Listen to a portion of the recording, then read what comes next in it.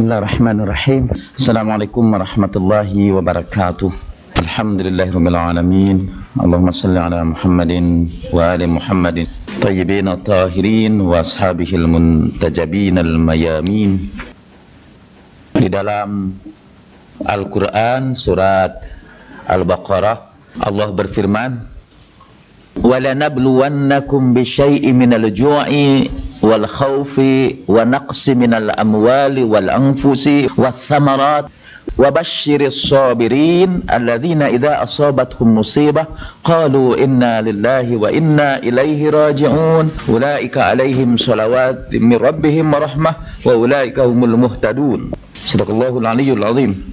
Sungguh kami akan menguji kalian berupa kelaparan, berupa rasa takut, berupa kekurangan harta dan kehilangan anak-anak, kehilangan jiwa dan buah-buahan. Gembirakanlah orang-orang yang sabar, yang apabila ditimpa oleh musibah mereka berkata, kami kepunyaan Allah dan kepada Dialah kami kembali. Kepada mereka itulah Allah akan limpahkan kesejahteraannya dan kasih sayangnya, dan mereka itulah yang memperoleh petunjuk. Surat Al-Baqarah 155, 156, 157. Sungguh kami akan menguji kalian berupa ketakutan, kelaparan, kekurangan harta dan jiwa dan buah-buahan. Gembirakanlah orang-orang yang sabar, yang apabila menimpa mereka musibat mereka berkata, inna lillahi wa inna ilaihi raji'un. Mereka itulah kesejahteraan bagi mereka dari Tuhan mereka dan kasih sayang, dan mereka itulah orang yang mendapat petunjuk. Saya sekarang ingin membacakan hadis-hadis tentang kesabaran. Sabar menurut sunnah Rasulullah Sallallahu Alaihi Wasallam. Minggu yang lalu kita membicarakan sabar di dalam Al-Quranul Karim. Sekarang sabar di dalam hadis-hadis Nabi. Di dalam hadis Bukhari dan Muslim diterima dari Anas bin Malik. Anas bin Malik ini adalah salah seorang sahabat Nabi yang ketika Rasulullah pindah ke Madinah diantarkan ibunya untuk menjadi khadam Nabi sampai akhir hayatnya. Di zaman Nabi ia seorang anak muda. Karena itu ketika Nabi meninggal dunia, Anas bin Malik sempat hidup cukup lama sehingga ia sempat menyampaikan peristiwa-peristiwa yang terjadi di zaman Nabi kepada kita semua. Anas bin Malik termasuk orang yang banyak meriwayatkan hadis Nabi. Agak beda misalnya dengan Khadijah. Dari Sayyidah Khadijah kita tidak pernah mendapat riwayat-riwayat tentang kehidupan Nabi. Soalnya Sayyidah Khadijah sudah meninggal dunia sebelum Rasulullah Sallallahu Alaihi Wasallam. Jadi tidak sempat menyampaikan hadisnya kepada kita semua. Tapi melalui putrinya kita mendengar beberapa hadis dari Sayyidah Khadijah. Anas bin Malik meriwayatkan bahwa Rasulullah Sallallahu Alaihi Wasallam menemukan seorang perempuan yang sedang menangis karena anaknya meninggal dunia. Atau saya baca hadis yang lain masih sama juga, tapi melalui Abu Hurairah. Hadis yang berikutnya itu lebih terperinci. Nabi Sallallahu Alaihi Wasallam melewati seorang perempuan dari Bani Jathimah yang sedang menangis di atas kuburan. Kemudian Rasulullah berkata, ya amatallah, ittaqillah wasbiri. Hei hamba Allah, takutlah kamu kepada Allah dan bersabarlah kamu. Perempuan itu berbalik melawan ucapan Nabi itu dan berkata, ya Abdullah, thaqli. Wahai hamba Allah, ini anakku yang keguguran. Ya amatallah, ittaqillah wasbiri. Hei hamba Allah, takutlah kepada Allah dan bersabarlah kamu. Di dalam bahasa Arab ada peribahasa mudhikus sakla. Sakla itu artinya perempuan yang keguguran kandungan. Yang membuat perempuan yang kandungannya keguguran itu tertawa. Itu dinisbahkan kepada argumentasi yang sangat lucu. Begitu tidak masuk akalnya, sekiranya orang yang keguguran mendengar cerita dia pun akan tertawa terbahak-bahak. Yudhiku sakla. Mungkin di dunia Arab waktu itu Dalam perkembangan kedokteran yang sangat primitif, perempuan yang keguguran itu menderita penderitaan yang luar biasa. Karena itu kita perempuan itu ditegur Nabi Sallallahu Alaihi Wasallam, bertakwalah kamu Allah kepada Allah, bersabarlah. Hei hamba Allah, kau tidak tahu aku ini baru keguguran. Nabi mengulangi lagi, ya amatallah ittaqillah wasbiri. Orang itu menjawab lagi, ya abdallah, hei hamba Allah, jika engkau menderita musibat seperti aku, tentu engkau tidak akan memerintahkan hal yang seperti itu. Nabi tetap berkata, ya amatallah ittaqillah wasbiri, hei hamba Allah, bertakwalah kamu kepada Allah dan sabar. Lalu perempuan itu berkata, ya abdallah qad asma'ta fansarif anni, hei hamba Allah, aku udah dengar nasihat kamu, pergi kamu. Famadha Rasulullah sallallahu alaihi wasallam, lalu pergilah Rasulullah, diikuti oleh salah seorang di antara sahabatnya. Sahabatnya itu kemudian berhenti di hadapan perempuan itu, perempuan dari Bani Jathimah itu. Ma qala laka ar-rajul azahib, apa yang dikatakan laki-laki yang berangkat tadi itu? Dia berkata, takutlah kepada Allah dan bersabarlah, dan aku sudah jawab seperti yang tadi kita sampaikan. Hal ta'rifina, kau kenal dia? La, tidak. Zalika Rasulullah, itu Rasulullah. Begitu mendengar itu terkejutlah si perempuan itu. Fawasabat musri'an nahwa, lalu dia loncat mengejar Nabi sampai di dekat Nabi Sallallahu Alaihi Wasallam dan berkata, ana asbir ya Rasulullah, saya bersabar insya Allah ya Rasulullah, saya bersabar ya Rasulullah. Lalu Nabi berkata, as-sabru inda sadmatil ula, as-sabru inda sadmatil ula. Sabar yang utama itu adalah sabar ketika peristiwa yang menyedihkan kamu itu menimpa pada saat pertama kalinya. Itu terjemahan saya. Dalam terjemahan Riyadhus Shalihin ke dalam bahasa Inggris disebutkannya begini, patience is at the first stroke. Jadi kesabaran adalah pada serangan yang pertama. Kesabaran itu dituntut pada kita justru ketika kita mendapat musibat. Pada tingkat pertama kalinya musibat itu menyerang kita, disitulah diperlukan kesabaran. Karena dalam perkembangan kemudian ketika musibat itu menetap, mungkin kepedihannya tidak terlalu berat seperti pada serangan yang pertama. Kalau kita kehilangan seorang yang kita cintai, hal yang paling berat adalah ketika ia baru saja menghembuskan nafasnya yang terakhir. Itu sodmatul ula, pada serangan yang pertama. Perlahan-lahan setelah itu dalam perkembangan zaman kan musibah itu fading out juga, mengalami penurunan. Justru kata Nabi yang paling utama itu adalah sabar pada musibah yang pertama ini, as-sabru inda sodmatil ula.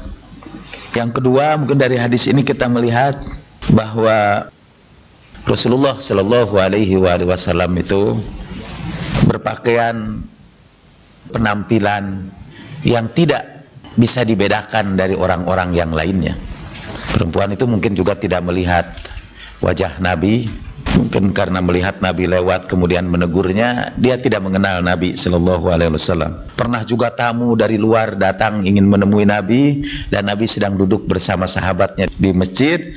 Tamu itu tidak mengenal mana Nabi di antara orang-orang yang hadir di situ, karena Nabi tidak menuntut keistimewaan yang membedakan dia dengan jemaahnya atau dengan umatnya yang lain. Sampai ketika beliau datang di satu tempat, disambut orang, kemudian kepada beliau diberikan minuman yang berbeda dengan sahabat-sahabatnya yang lain.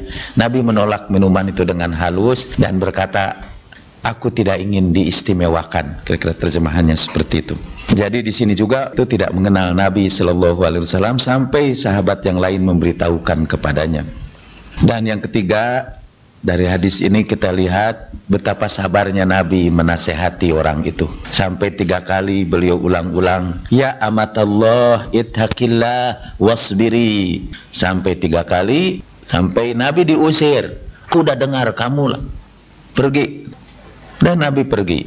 Itu hadis yang pertama. Yang kedua, Diriwayatkan oleh Tirmidzi, Imam Ahmad, Ibnu Hibban dari Abu Musa Al-Asy'ari.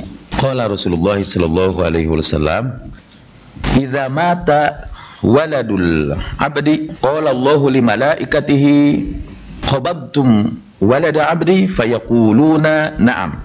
Fayaqulu, "Qabadtum thamrata fuadihi?" Fayaquluna na'am. Fayaqulu, "Madza qala 'abdi?" Fayaqulun, "Hamidaka wastarja'aka." Fayaqulu, "Ubnu li 'abdi baitan fil jannah wasammuhu baital hamd." Kata Rasulullah sallallahu alaihi wa alihi wasallam, apabila anak seseorang meninggal dunia, Allah berkata kepada para malaikatnya, "Kau sudah ambil nyawa anak hambaku itu?" Para malaikat berkata, "Betul." "Kau sudah ambil buah hatinya?" Mereka berkata, "Betul." Kemudian Allah berfirman, "Apa yang dikatakan hambaku ketika musibat itu terjadi?" Ia memujimu dan mengucapkan, "Inna lillahi wa inna ilaihi raji'un." Lalu Allah berfirman, "Ubnu li 'abdi baitan fil jannah wasammuhu baital hamd." Bangunkan bagi hambaku sebuah rumah di surga dan namailah rumah itu sebagai rumah pujian kepadaku. Dalam Sahih Bukhari dari hadis masih dari Anas bin Malik, "Idza betuliyat abdi bihabibataihi summa sabara awadatuhu minhal jannah." Apabila seseorang hambaku mendapat ujian karena kehilangan kedua matanya, aku gantikan kedua matanya itu dengan surga. Dalam Sunan Abu Dawud dari Ibnu Umar, Rasulullah bersabda, "La abdihil mu'min idza dahaba bi safiyhi min ahlil ardi wahtasabahu bi thawabin dunal jannah." Yang kehilangan kekasihnya dari penduduk bumi ini, kemudian ia bersabar menerimanya, Allah tidak ridho kepada seorang hamba mukmin yang bersabar karena kehilangan kekasihnya di bumi ini dengan pahala selain surga. Jadi tidak ada pahala yang diridhoi Allah kurang dari surga untuk diberikan kepada orang yang bersabar ketika dia kehilangan orang yang dicintainya. Di dalam Sahih Bukhari dari Atha bin Abi Rabah, ia berkata kepadaku Abdullah ibnu Abbas. Tadinya saya mau riwayatkan ini siapa sahabat itu satu persatu, tapi waktu kita mungkin terlalu sempit. Tapi secara singkat saja, Abdullah ibnu Abbas adalah putra Abbas, putra paman Nabi Shallallahu Alaihi Wasallam yang masuk Islam kelak setelah penaklukan kota suci Mekah. Menurut riwayat yang lain, Abbas itu sebenarnya sudah masuk Islam jauh sebelum itu, tapi Nabi tempatkan di Mekah untuk menjadi informan Nabi kalau orang-orang Mekah mau menyerang Madinah. Ketika Abbas ini dalam penaklukan Mekah mendatangi Nabi dan menjadi tawanan, Umar bin Khattab bermaksud mau membunuh Abbas itu. Sehingga ada sebagian orang, Nabi KKN itu. Jadi ketika Abbas ditangkap, Nabi melepaskannya. Padahal Rasulullah tahu bahwa Abbas sudah masuk Islam jauh sebelumnya, dan bahwa dia menyembunyikan keimanannya di tengah-tengah orang Mekah itu untuk melindungi Rasulullah Sallallahu Alaihi Wasallam. Dia punya anak kecil waktu itu ikut hijrah juga, namanya Ibnu Abbas, Abdullah Ibnu Abbas. Anak ini termasuk yang sangat cerdas, dan Rasulullah pernah mendoakan Abdullah Ibnu Abbas dengan berkata, "Ya Allah, bantulah dia untuk memahami agamaku, pintarkan dia dalam menafsirkan Al-Quran." Dari para sahabat Nabi itu, tafsir yang sampai kepada kita antara lain tafsir dari Abdullah Ibnu Abbas. Sekarang disebut nama tafsirnya itu Tanwirul Miqbas ala urika imra'atan min ahlil jannah. Maukah kamu aku beritahukan seorang perempuan yang termasuk pada penghuni surga? Bala, tentu saja kami ingin tahu. Lalu ia bercerita, hadhil mar'atu sauda atat an-nabiy sallallahu alaihi wasallam faqalat, ya Rasulullah, inni asra'u wa inni yatakashaf fad'ullaha li. perempuan yang termasuk ahli surga itu yang pernah aku saksikan di zaman Nabi. Jadi para sahabat itu tahu siapa di antara sahabat-sahabatnya itu yang dijamin masuk surga, karena Nabi sendiri pernah mengatakannya di hadapan mereka. Ibnu Abbas itu cerita, aku pernah tahu seorang perempuan yang kata Rasulullah, perempuan itu pasti masuk surga. Perempuan itu adalah perempuan hitam. Dia datang kepada Nabi dan berkata, ya Rasulullah, saya ini sering menggelepar-gelepar karena penyakit ayan ini, dan dalam keadaan menggelepar-gelepar itu kadang-kadang aku melepaskan pakaianku. Berdoalah kepada Allah untukku. Lalu kata Nabi, jika engkau mau, bersabarlah engkau menerima penyakit ini, dan surga dijanjikan bagi kamu. Tapi jika engkau juga mau, aku akan berdoa kepada Allah agar Allah menyembuhkan kamu. Jadi disuruhnya milih, apakah Rasulullah mendoakan dia sampai sembuh atau dia bersabar dan menerima surga. Kata perempuan itu, asbir ya Rasulullah, aku bersabar saja, tapi aku seringkali terbuka dalam keadaan penyakit itu. Doakan kepada Allah supaya aku tidak lagi dalam keadaan terbuka. Lalu Nabi mendoakan dia, dan kalau dia mendapat serangan itu, auratnya tidak terbuka. Perempuan itu dijamin Nabi masuk surga karena kesabarannya. Dalam Sahifah Amr bin Shu'aib, Amr bin Shu'aib adalah salah seorang periwayat hadis dari Bani Amr ibnul As, salah seorang di antara yang banyak meriwayatkan hadis, tinggal di Mekah dan meninggal di Taif pada tahun 118 Hijriah. Dia mendengar berita itu dari bapaknya, bapaknya dari kakeknya, kakeknya lah yang menjadi sahabat Nabi sallallahu alaihi wasallam. Qala Rasulullah sallallahu alaihi wasallam, Rasulullah bersabda, apabila seluruh makhluk dihimpunkan, nanti kedengaran salah satu suara yang memanggil, mana itu orang yang ahli sabar? Aina ahlus sabar? Maka berdirilah manusia yang sabar itu, dan jumlah mereka sedikit. Lalu mereka bergerak dengan cepat masuk ke surga. Para malaikat menyambutnya.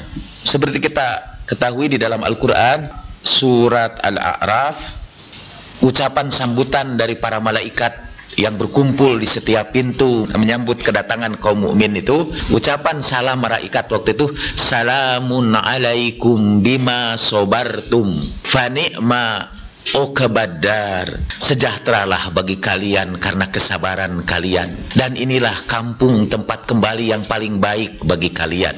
Itu amal yang disebut oleh para malaikat yang menyambut itu adalah kesabaran. Salamun alaikum bima sobartum, salamlah bagi kamu atas kesabaran kalian. Sekarang saya merasa betul kehilangan Ustadz Samsuri ini ya. Orang itu baru terasa manfaatnya kalau dia tidak ada. Kalau ada seperti tidak tahu apa manfaat kehadiran dia itu ya. Semua kita ini nikmat itu baru terasa bagi kita kalau nikmat itu hilang dari kita. Surat Ar-Ra'd, surat ke-13.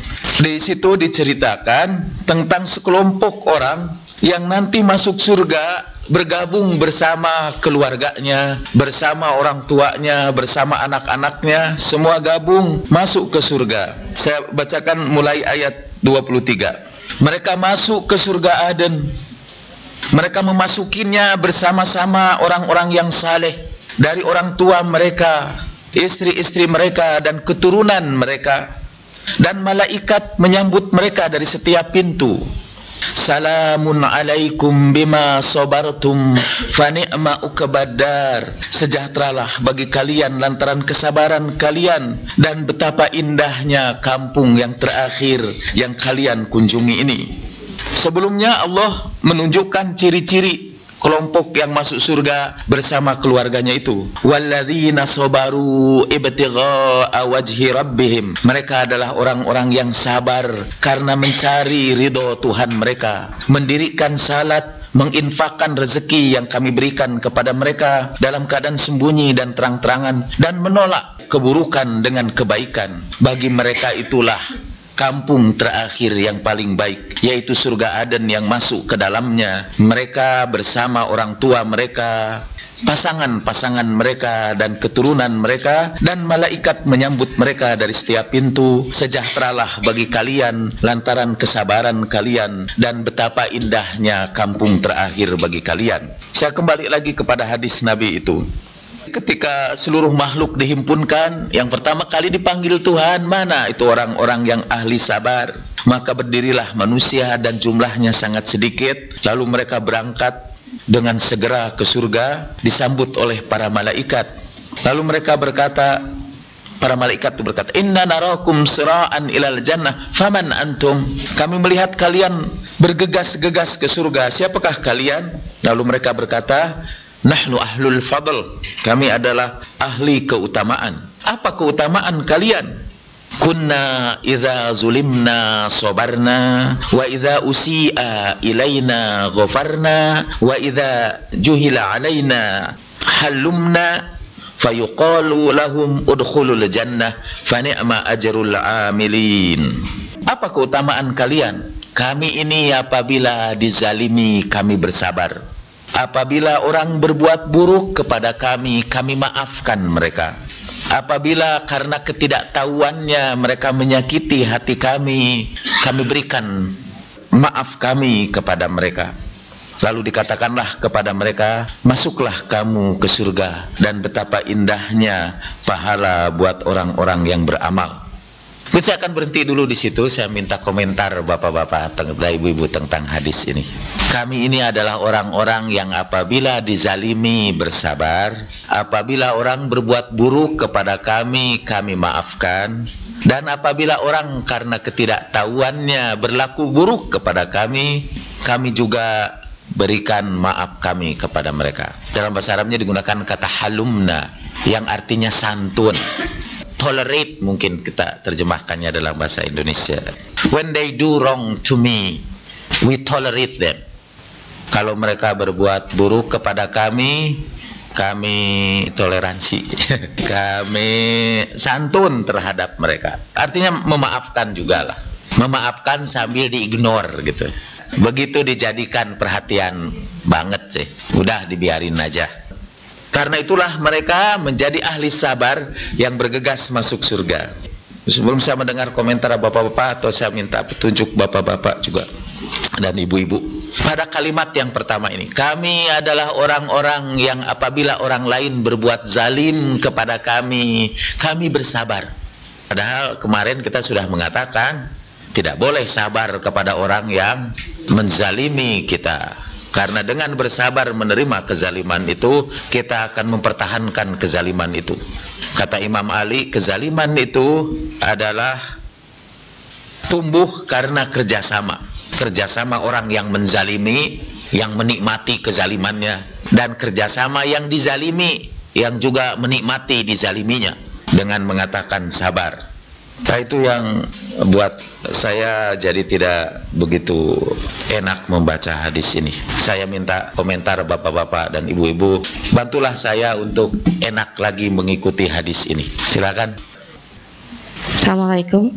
Seandainya kita dizolimi, kemudian kita memberi waktu berbuat sabar dan tetap santun, sementara yang menzolimi bertambah banyak dan mereka membentuk suatu kelompok. Jadi seperti dua kubu gitu. Tapi dalam hal ini yang dizalimi tetap santun, tetap ignore dan mendiamkan. Kalau akhirnya dalam satu masalah kelompok itu menjadi terpisah dan nggak ada kata-kata di antara mereka, apakah yang mendiamkan itu termasuk memutus silaturahmi, Pak? Memutus silaturahmi dengan orang yang zolimnya. Maksudnya dia mendiamkan dan tetap bersikap santun, tapi responsnya tetap zolim aja gitu. Akhirnya kelompok itu menjadi terpisah, tapi belum ada kata-kata di antara mereka, hanya tertulis di atas kertas dari kelompok yang dizalimi, kami mohon maaf dengan ini gitu. Tapi dari sana nggak ada respons, tapi tidak ada kata-kata lisan di antara dua kelompok itu. Tidak ada kata lisan untuk berpisahnya, ya kita pisah baik-baik, kemudian satu kantor yang lain, satu yang instansi yang lain gitu. Itu apakah bentuk kediaman di antara kedua kelompok itu, apakah yang dizalimi ini termasuk memutus tali silaturahmi? Walaupun secara tertulis mereka membuat semacam kata perpisahan dan mohon maaf atas seandainya terjadi kesalahan gitu. Karena menurut saya juga sungguh berat untuk tetap bersikap baik dan sebetulnya kita semua serahkan kepada Allah Subhanahu wa Ta'ala kalau kita memang cukup sabar. Tapi sebaiknya yang di pihak yang zalim itu juga kita beri semacam pengertian bahwa dia itu zalim, gitu. Tapi tidak usah dengan cara tidak santun gitu. Ya. Makasih Pak. Sebetulnya kalau ada orang yang zalim, yang harus kita lakukan ialah melawan kezaliman itu. Dan melawan kezaliman itu pun memerlukan kesabaran. Jadi sabar itu bukan saja ketika dizalimi, juga sabar itu ketika melawan kezaliman itu. Ayat Al-Quran yang pernah kita baca kemarin, hendaklah kamu bersabar dan saling menyabarkan kawan-kawan kamu itu, dan kuatkan ikatan di antara kamu itu berkenaan dengan perlawanan terhadap orang-orang yang zalim. Kalau kelompok kita misalnya diserang oleh orang-orang yang zalim, nasihat Al-Quran, bersabarlah kamu. Sabar itu bukan artinya menerima kezaliman itu. Nah, sekarang saya jadi dapat jawaban ya. Jadi ini jawaban orang-orang ahli sabar itu, kami dulu ini apabila dizalimi kami bersabar. Nah, sabarnya bukan sabar dalam menerima kezaliman itu, tapi sabar dalam melawan kezaliman itu. Jadi yang pertama kita harus lawan kezaliman itu, karena kalau kita biarkan kezaliman itu berlangsung terus menerus, kita menjadi sahabat di dalam kezaliman. Kita ikut berdosa karena melestarikan kezaliman itu. Tapi melawan itu kalau kita punya kekuatan. Kalau kita punya kekuatan, kita harus melawannya dengan penuh kesabaran. Kalau tidak mempunyai kekuatan, kita harus bersabar dengan melawannya dalam hati saja. Memberikan perlawanan dalam hati. Karena kalau kita melawan tanpa kekuatan, kita menjerumuskan diri kita ke dalam penderitaan yang lebih besar, dan itu tidak dikehendaki. Nah, mungkin sampai di situ kita menerima keadaan kita terzalimi, itu bukan karena kita membenarkan kezaliman itu, tapi karena memang kita tidak punya kekuatan untuk itu. Di antara sabar ketika kita dizalimi ialah kalau bisa kita menghindari perbuatan zalim itu. Melawannya tidak bisa, paling tidak kita menghindari perbuatan zalim. Saya tidak tahu apa yang terjadi pada kelompok yang ibu ceritakan itu. Kalau misalnya dibuatlah satu perjanjian atau apapun dengan maksud kita berpisah sajalah ini, itu sebetulnya maksudnya untuk menghindarkan terjadinya kezaliman lagi. Kita melawan tidak bisa, paling tidak kita berpisah saja. Itu tidak disebut memutuskan silaturahmi. Sekiranya itu disebutkan memutuskan silaturahmi juga boleh, dengan orang zalim itu boleh. Tapi memutuskan silaturahminya bukan dia sebagai pribadi, tapi memutuskan diri kita dengan dia ketika dia masih berbuat zalim. Kalau dia tidak zalim lagi, kita sambungkan kembali silaturahmi itu. Tapi itu kelihatannya sederhana ya. Sebetulnya dalam kenyataan seringkali rada sulit. Ada seorang anak yang mengeluh kepada saya, cerita, ibu saya itu berbuat zalim kepada saya itu. Apa saya bisa memutuskan meninggalkan dia saja? Saya bilang tidak. Anda harus tetap memperlakukan ibu Anda dengan baik. Anda tetap jalin silaturahmi dengan dia. Cuma kalau dia menzalimi Anda lagi, Anda harus melawannya itu. Tapi ketika dia tidak menzalimi Anda, Anda tetap memperlakukannya dengan baik. Seperti kata Al-Quran, kalau kedua orang tua kamu memaksa kamu untuk musyrik kepadaku, janganlah kamu mentaati mereka, tapi tetaplah perlakukan mereka dengan cara yang baik-baik. Dan itu menuntut kesabaran. Saya sekarang jadi mempertanyakan peribahasa Indonesia itu, kasih anak sepanjang galah, kasih ibu sepanjang jalan. Ternyata ada kasih ibu juga yang sepanjang galah, dan ada anak juga yang kasihnya sepanjang jalan. Apapun yang dilakukan ibunya kepadanya, dia tetap memperlakukan ibunya dengan cara yang baik-baik. Karena sekiranya ada perilaku ibu itu yang tidak menyenangkan dia, proses ketika ibunya melahirkan dia, mengandungkan dia, itu tidak bisa dibalas dengan perbuatan apapun. Melalui ibu kitalah kita lahir ke dunia ini. Melalui ibu kitalah kita menikmati kehidupan, nikmat kehidupan sekarang ini. Sebetulnya saya bilang tidak layak kamu menyebut ibuku berbuat zalim kepadaku itu. Memang betul ya, ada ibu juga yang kasihnya hanya sepanjang galah. Dan kalau kasih ibu sepanjang jalan, jalan pun kan ada yang buntu. Jadi, tapi itulah cinta manusia ya. Siapapun, cinta manusia itu selalu terbatas. seperti percakapan antara burung hudhud dengan burung bulbul di dalam kisah Mantikut Toirnya Fariduddin Attar, ketika burung hudhud mengajak mereka untuk berangkat menemui kekasih yang abadi. Burung bulbul itu mengajukan keberatan. Emang sih saya juga kayaknya cinta juga sih pada itu kekasih yang abadi itu, tapi soalnya saya sekarang lagi jatuh cinta kepada bunga mawar. Tidakkah kau perhatikan bahwa kelopak-kelopaknya dilebarkan karena melihat aku?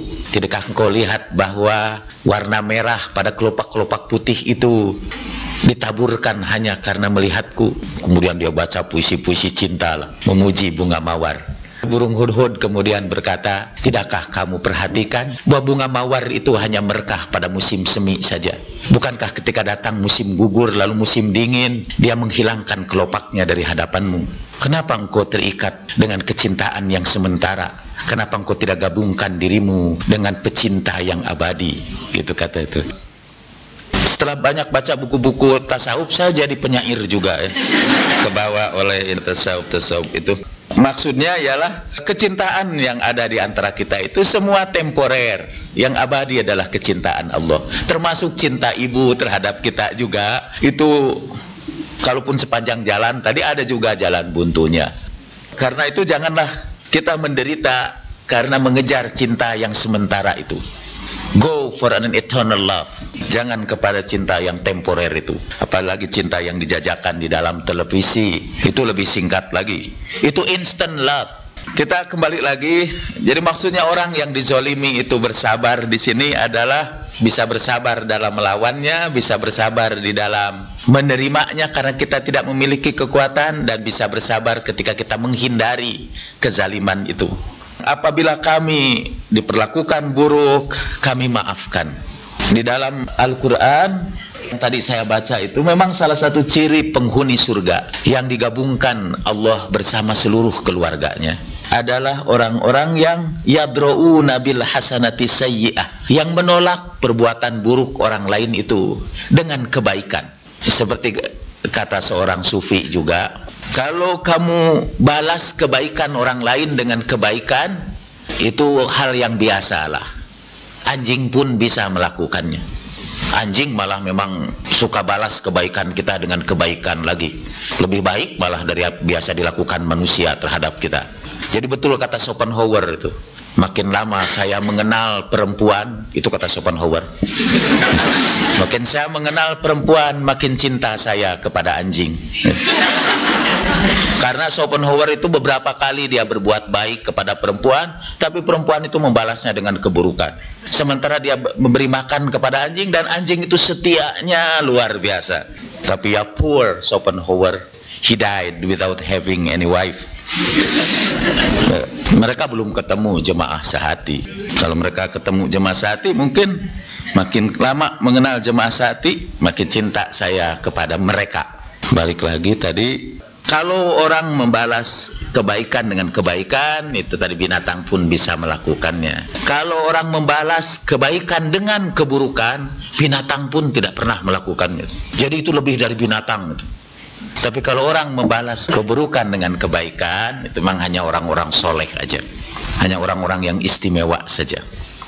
Kalau kata Sufi itu, jadilah kamu seperti pohon mangga di pinggir jalan. Dilempar orang dengan batu, dibalasnya dengan buah yang ranum. Itu pohon. Pohon itu luar biasa. Maukah kita itu dilempari orang, kita balas. Mungkin kita agak keberatan karena kita selalu berpikir kalau orang berbuat buruk kita balas dengan kebaikan, nanti dia tidak belajar dong. Kita harus kasih pelajaran. Memang itu normal. Kalau dia lempar batu, kita lempar lagi dengan batu. Itu normal itu. Binatang pun bisa melakukannya itu. Tapi kalau kita melemparnya dengan batu lebih besar, binatang pun tidak bisa itu. Kalah sama kita. Itu biasanya kita merasa tidak memberikan pelajaran kepada dia yang berbuat buruk kepada kita itu. Ada kisah juga, mungkin bukan kisah Sufi ini, tapi orang-orang Sufi seperti Jalaluddin Rumi sering mengambil dari kisah-kisah Aesopos dari Yunani itu sebagai bahan dalam pelajaran Sufi mereka. Kisah-kisah Aesopos itu kelak pada abad kesekian oleh seorang penyair Prancis dikumpulkan kembali, namanya Jean de La Fontaine. Nah, Jean de La Fontaine membuat sebuah kisah, katanya ada seorang saleh lewat, anak-anak kecil melempari dia dengan batu. Itu dia lihat, dia kena timpukan batu itu. Dipanggil anak itu, Jean kesini. Lalu dia keluarin uangnya, ini hadiah buat kamu. Ya, udah pergi. Anak itu senang betul kan, melempari orang tua itu dengan batu, dibalasnya dengan duit. Setelah itu jadi kebiasaan bagi dia. Lewat lagi ada orang muda, ini orangnya kuat lagi, lempar dengan batu. Orang tuh manggil lagi, Jang sini. Dia manggil, timpuk, pingsan. Jadi maksud saya cerita ini ialah, janganlah beranggapan bahwa kalau kita membalas kebaikan kepada orang yang berbuat buruk kepada kita, kita tidak memberikan pelajaran kepadanya.